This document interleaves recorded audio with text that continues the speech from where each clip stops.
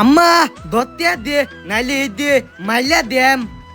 গোলামের ফুট জানতে একটু আগে ওনা টিয়া দেয় তীর দা কিনা দিলাম। হ কিনা দিছ তো অন এটা তো আমি মাইলা মাইলা টিয়া কামায়াম তুমি টিয়া দেও নাইলে মাইলা দেম।